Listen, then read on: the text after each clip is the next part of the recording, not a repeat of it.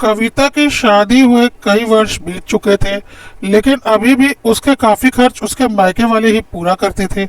असल में कविता और उसका पति बहुत ही शातिर किस्म के थे। कविता को पता था उसके मायके में उसके माता पिता के पास बहुत पैसे हैं। हालांकि कविता के माता पिता ने कविता की शादी में काफी खर्च किया था और काफी अच्छे घर में उसकी शादी की थी। उसके पति का अपना सीमेंट का बिजनेस था, जिसमें उसे काफी ज्यादा फायदा होता था और वह काफी अमीर भी था। लेकिन फिर भी कविता और उसके पति इतने अधिक शातिर थे कि हर महीना कोई ना कोई बहाना बनाकर मायके से पूरे महीने का खर्च निकलवा ही लेते थे। कविता और उसके पति को लगता था जब थोड़ा बहुत रोना धोना करके मायके से इतने पैसे मिल ही जाते हैं तो इन पैसों को छोड़ना बेवकूफ़ी होगी। कविता ने अपने मायके में बोल रखा था कि उसका पति उसे बिल्कुल प्यार नहीं करता और उसके कोई खर्च नहीं उठाता, ना ही उसके बच्चों के कोई खर्च उठाता है, और वह अपना और अपने बच्चों का सारा खर्च अपने मायके वालों से ही निकलवाती थी। काफी सालों से यह सब कुछ चल रहा था, वह भी जरूरत से बहुत ज्यादा, क्योंकि उसके मायकों में पैसे की कोई कमी नहीं थी जिसे वह भरपूर इस्तेमाल कर रही थी। कभी यह बोलकर कि मेरा पति मेरे ऊपर 1 रुपया भी खर्च नहीं करना चाहता, मेरी भी कुछ जरूरत है। कविता अपने मायके वालों से काफी पैसा ऐंठ लेती थी। कविता ने अपने मायके वालों के मन में यह बात बिठा रखी थी कि मेरे पति के पास पैसे तो बहुत है, लेकिन वह मेरे ऊपर 1 रुपया भी खर्च नहीं करना चाहता, न ही मेरे बच्चों के ऊपर। क्या मैं अपने शौक और अपने बच्चों के शौक को खत्म कर दूं? कविता के मायके वालों को लगता कि मेरी बेटी बहुत दुख में है और वह उसकी हर मांग पूरी कर देते और सोचते ईश्वर ने हमें इतना दिया है, कौन सा हमें कमी हो जाएगी। कविता और उसका पति लगातार इतने सालों से इसी बात का फायदा उठा रहे थे और हर महीने एक अच्छी खासी रकम तो उन्हें लेनी ही होती थी। इसी तरह काफी वक्त बीत चुका था। अब कविता के छोटे भाई की पत्नी भी आ चुकी थी और वह भी लगातार जब से इस घर में ब्याह करके आई थी यही देख रही थी कि हर महीने कविता दीदी कुछ न कुछ बोलकर मायके से पैसे ले ही लेती हैं। उसने 1-2 बार अपने पति से इस बारे में बात करने की सोची तो उसके पति ने बोला कविता दीदी बहुत दुखी रहती हैं, उनके पति के पास पैसे तो बहुत है पर वह सारे पैसों को दबा कर रखते हैं। कविता दीदी का गुजारा मुश्किल से होता है, इसलिए हम उनकी मदद कर देते हैं। क्या हुआ, आखिर हमारी बड़ी बहन है, हमारे पास कौन सी कमी है। यदि महीने में थोड़ा पैसा उन्हें दे ही दिया तो हमारा क्या जाएगा और उनके शौक भी पूरे हो जाएंगे। कविता की भाभी ने बोला लेकिन यह तो गलत है, अपनी पत्नी और बच्चों की जिम्मेदारी तो जीजा जी की ही होनी चाहिए, ना कि उनके मायके वालों की। आप लोग एक बार जीजा जी से बात करके क्यों नहीं देखते? कोई आज तो शादी हुई नहीं है, कविता दीदी की शादी 15 साल होने को आए हैं और आज तक आप लोग उन्हें पैसे दे रहे हैं, यह कोई मामूली बात नहीं है। लेकिन कविता के भाई ने अपनी बीवी की बातों पर कोई ध्यान नहीं दिया और बोला छोड़ो, तुम्हें इन बातों में पड़ने की कोई जरूरत नहीं, तुम अपने काम से काम रखो। मम्मी पापा के पैसे हैं, जिसे चाहे दे, हमें क्या, हम तो अपना कमा खा रहे हैं ना। लेकिन कविता के भाभी के मन में कहीं ना कहीं यह बात बैठ गई कि यह तो किसी भी तरह से सही नहीं है, यह तो चालाकी हुई कि खुद के पैसे बचा लो और अपना सारा खर्च मायके वालों से निकलवा लो। भले ही मम्मी पापा के पैसे हैं पर उन पैसों पर जितना हक उनकी बेटी का है उतना ही हक बेटे का भी है। एक दिन कविता की भाभी कविता की सोशल साइट्स देख रही थी, उसमें कविता और उसके परिवार की जितनी भी फोटो लगी थी उसे देखकर कहीं से भी ऐसा नहीं लगता था कि इनकी आपस में नहीं बनती, बल्कि वह दोनों एक नॉर्मल कपल लग रहे थे जिन्हें एक दूसरे से बहुत प्यार है और एक दूसरे की बहुत परवाह करते हैं और काफी खुश भी दिख रहे थे। एक फोटो भी ऐसी नहीं मिली जिसे देखकर यह कहा जा सके कि इन दोनों का आपस में नहीं बनता। कविता की भाभी को अब धीरे धीरे सब कुछ समझ में आ रहा था कि यह दोनों बहुत चालाक है और आपसी लड़ाई का रोना धोना रोकर मायके से जब तक मनचाहा पैसा निकलवाते रहते हैं। और मायके वालों ने अपनी बेटी के प्यार में आकर कभी इस ओर ध्यान ही नहीं दिया और जब जितना बेटी ने मांगा उसे दे दिया। कभी यह नहीं सोचा कि इन पैसों पर उनके बेटे का भी हक है, ना कि सिर्फ कविता का। कविता के भाई ने भी इस ओर ध्यान नहीं दिया, पर अब कविता की भाभी का इस ओर ध्यान जा चुका था और वह बहुत अच्छे से समझ चुकी थी कि कविता कितनी चालाक है। कविता के भाभी ने सोच लिया कि अब तो वह कविता को सबक सिखा कर रहेगी। घर की सारी जिम्मेदारी वह और उसका पति उठाए, माता पिता की सेवा वह और उसका पति करे, और माता पिता के पैसों से मजे कविता और उसका पति ले और अपने सारे पैसे बचा ले, या तो कहीं से भी ठीक नहीं। कविता की भाभी को बहुत अच्छे से पता था कि यदि उसने सीधे सीधे अपने सास ससुर या पति से कुछ भी बोला तो उन्हें ऐसा लगेगा कि कविता की भाभी को अपनी ननद से जलन होती है और वह नहीं चाहती कि ननद की कोई मदद मायके से की जाए। कविता की भाभी ने सोचा, इसके छल का जवाब इसको छल से ही देना पड़ेगा। जो कुछ जैसा चल रहा था वैसा ही चलने दिया और अगले महीने का इंतजार करने लगी, क्योंकि कविता की भाभी को बहुत अच्छे से पता था कि अगला महीना आते ही कविता फिर कोई ना कोई रोना धोना करके पैसों की बात करेगी ही। और बस कविता की भाभी इसी मौके के इंतजार में थी। जैसे ही अगला महीना शुरू हुआ, कविता का फोन माँ के पास आ गया और उसने रोना धोना शुरू कर दिया। उसने बोला कि उसके पति ने 3 महीनों से बिजली का बिल नहीं भरा। पति का कहना है कि मैं तो दिन भर घर के बाहर रहता हूँ, तुम और तुम्हारे बच्चे सारा दिन एसी और पंखा और टीवी चलाते रहते हो, तो बिल मैं क्यों भरूं? और मेरे घर में लाइट काट दी गई है, अब मैं क्या करूं? हम लोग सुबह से अंधेरे में हैं और मेरे पास कोई पैसा नहीं है, और 3 महीने से बिजली का बिल नहीं भरा गया, तो बिल करीब 15,000 रुपए का हो चुका है। मेरे पास पैसे नहीं है, मेरा पति पैसे देने को तैयार नहीं है, बहुत ही जालिम पति है मेरा, मैं क्या करूं? उसे मेरी और बच्चों की बिल्कुल फिक्र नहीं। कविता की माँ ने बोला, अरे तू चिंता क्यों करती है, अभी मैं पैसे भेजती हूँ, तू अपना बिल भर ले, तू गर्मी और अंधेरे में क्यों रहेगी? तेरे पति ने नहीं दिया तो क्या हुआ, हम है ना। कविता तो बस इसी के इंतजार में थी। कविता ने बोला, ठीक है माँ, तुम देख लो, मैं जा रही हूँ, मुझे कुछ काम है, कहकर कविता ने फोन रख दिया। कविता की माँ ने अपने बेटे से बोला, सुन बेटा, जरा 15-20 हजार रुपए कविता के अकाउंट में डाल दे, उसका बिजली का बिल नहीं भरा गया है, जिसकी वजह से उसके घर की लाइट कट गई है और उसे बहुत परेशानी हो रही है। बेटे ने बोला, अच्छा, मैं अभी डाल देता हूँ। तब तक कविता की भाभी भी वहाँ आ गई और बोली, मम्मी एक बात बताइए, कविता दीदी इतनी परेशान है, जीजा जी उनका और उनके बच्चों का बिल्कुल खर्च नहीं उठाते।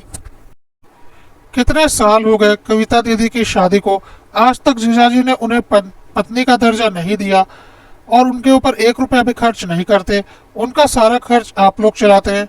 क्या आपने कभी सुना है कि कोई पति अपनी पत्नी और बच्चों का खर्च नहीं उठाता? और क्योंकि जीजाजी ऐसा कर रहे हैं तो इस रिश्ते को निभाने से क्या फायदा? क्या सुख मिल रहा है कविता दीदी को जब उनके पति उन्हें पत्नी का सम्मान ही नहीं दे पा रहे हैं, बल्कि उनका खर्चा उनके मायके वाले उठा रहे हैं? ऐसे रिश्ते को ढोने से क्या फायदा? आपको तो वैसे भी कविता दीदी और उनके बच्चों के लिए करना ही है, तो फिर कविता दीदी उस निर्लज आदमी के लिए अपना जीवन क्यों बर्बाद कर रही है? वैसे भी कविता दीदी और उनके बच्चों का खर्चा तो आप लोग ही देखते हैं, तो फिर उस आदमी के साथ रहकर उसकी सेवा करने से क्या फायदा? ऐसे रिश्ते को ढोने से क्या फायदा? एक काम कीजिए, कविता दीदी को यहाँ बुला लीजिए और हम कविता दीदी और उनके बच्चों को हमेशा यहीं रख लेंगे, और जो कुछ भी आप यहाँ से बैठकर कविता दीदी के लिए करती हैं वह कविता दीदी के साथ रहकर करिएगा, और उनके पति से उनका तलाक करवा दीजिए। क्या फायदा ऐसे पति के साथ रहने का जो आज तक कविता दीदी को अपना ही नहीं पाया और ना ही कभी अपना पाएगा, रोज उनसे लड़ाई झगड़ा करता है, कोई प्यार मोहब्बत नहीं। ऐसे बेमानी रिश्ते को खींच रही हैं कविता दीदी, अपने बच्चों तक के लिए नहीं सोचता, बच्चों की फीस तक तो आप लोग देते हैं, तो फिर उस रिश्ते को ढोने का क्या फायदा? अच्छे से सोच कर देखिए, कविता दीदी की जब से शादी हुई है आप लोगों ने ही उनके सारे खर्चे उठाए हैं, उनके ऊपर जीजाजी ने बिल्कुल खर्च नहीं किया, वह उन्हें बिल्कुल प्यार नहीं करते, ना ही उनका साथ देते हैं, तो फिर कविता दीदी उनके घर में रहकर उनकी सेवा क्यों करें? इससे अच्छा कविता दीदी अपने बच्चों के साथ अपने मायके में रहे। ऐसे आदमी के साथ रहने से क्या फायदा? कविता की भाभी ने इतने सटीक तरीके से यह बात बोली थी कि कविता के माँ बाप और भाई को उसकी बातें बिल्कुल सही लगी।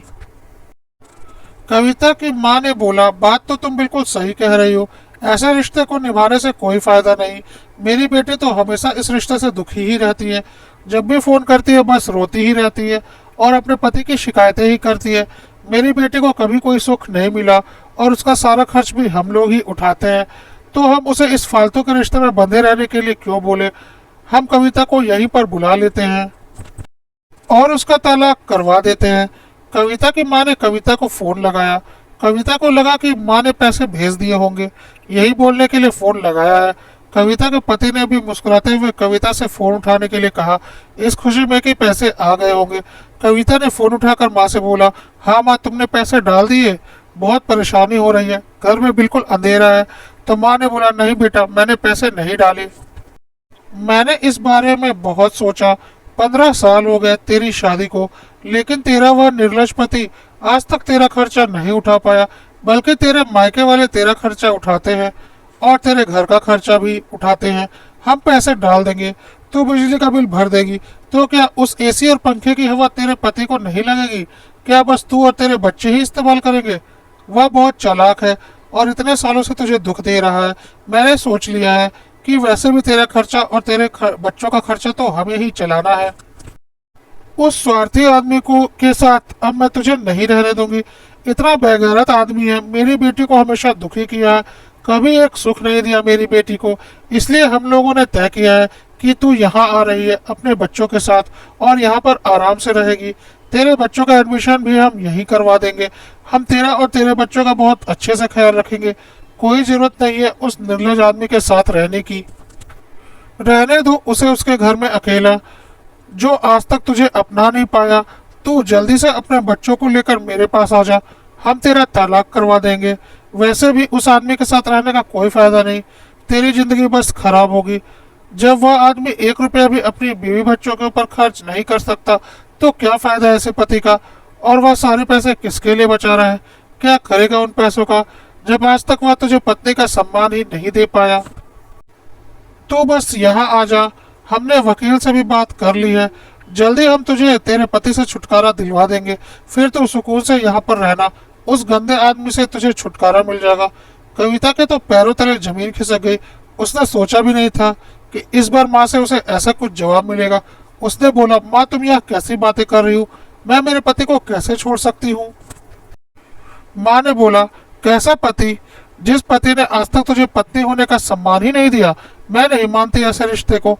ऐसा रिश्ता निभाने से कोई फायदा नहीं। तू बस जल्दी से यहाँ आ जा। कविता ने बोला, नहीं माँ, मैं मेरे पति को नहीं छोड़ सकती। माँ ने बोला, क्यों नहीं छोड़ सकती? क्या सुख दिया है उसने तुझे और तेरे बच्चों को? तेरे बच्चों की फीस तक तो हम भरते हैं, क्या वह उसके बच्चे नहीं है? तेरा सारा खर्च तो हम उठाते हैं। क्या तू उसकी पत्नी नहीं है? मैंने आज तक इस बारे में सोचा नहीं था, लेकिन आज जब बहू ने इस ओर हमारा ध्यान दिलाया तो समझ में आ गया कि हम गलत कर रहे हैं। अपनी बेटी को एक अनचाहे रिश्ते में जबरदस्ती बांध कर रख रहे हैं, जो रिश्ता उसके काबिल ही नहीं है। हमने वकील से बात कर ली है, बस तू जल्दी से आ जा। कविता को समझ में आ गया था कि अब उसकी चालाकी उसके मायके में चलने वाली नहीं। कविता ने बोला, माँ मैं तुमसे बाद में बात करती हूँ, मुझे बहुत जरूरी काम याद आ गया। कहकर कविता ने फोन रख दिया। कविता का पति हैरान होकर कविता की ओर देख रहा था और पूछा, क्या हुआ? कविता ने सारी बात बता दी और बोला, अब उस घर में मेरी भाभी आ चुकी है और उसने हमारी चालाकी पकड़ ली है और अब हमारी दाल नहीं गलने वाली। अब तो वह हमारा रिश्ता तोड़ने पर ही आमदा हो गई है और मैं इतने अच्छे पति को छोड़कर कहीं नहीं जाने वाली। यह तो माँ पापा को झूठ बोलकर पैसे ऐंठने का हमारा तरीका था, जिसमें हम दोनों शामिल थे, लेकिन अब तो हमारे रिश्ते पर ही बात उठने लगी है। कविता के पति ने बोला, हे भगवान, यह क्या हो गया? मेरी प्यारी पत्नी का मेरे से तलाक करवाने की सोच ली। ऐसा तो मैं कभी नहीं होने दूंगा। चलो, काफी दिन हमने तुम्हारे मायके को लूट लिया, अब तुम्हारी भाभी आ गई है और उसने अपना दिमाग लगा लिया है, तो अब हमें भी अपना खेल खत्म करना पड़ेगा। थोड़ी देर के बाद कविता ने अपनी माँ को फोन किया और बोला, माँ तुम्हारी बात मैंने अपने पति से कही और जब मैंने यह कहा कि मेरे मायके वाले तुमसे मेरा तलाक करवाना चाहते हैं, तो उन्हें अपने गलती का एहसास हो गया और उन्होंने मुझसे और मेरे बच्चों से माफ़ी मांग ली और मुझे पूरे सम्मान के साथ अपने घर में रखने का वादा किया। साथ ही बिजली का बिल भी भर दिया है और बोला, अब तुम्हारा और तुम्हारे बच्चों का सारा खर्चा मैं उठाऊंगा, लेकिन तुम मुझे छोड़कर कहीं मत जाओ। माँ, अब तो तुम्हारे दामाद सुधर गया है, अब कोई जरूरत नहीं किसी वकील से बात करने की। माँ ने बोला, अच्छा, यह तो बहुत अच्छा हुआ जो बहू ने इस ओर कदम बढ़ाया, नहीं तो मेरी बेटी तो जिंदगी भर परेशान ही रहती। कम से कम इसी बहाने उसका पति तो सुधर गया, उसका परिवार तो टूटने से बच गया। कविता ने बोला, हाँ माँ, भाभी को मेरी तरफ से शुक्रिया बोल देना। और मन में अपनी भाभी को गालियां देते हुए कविता ने फोन रख दिया।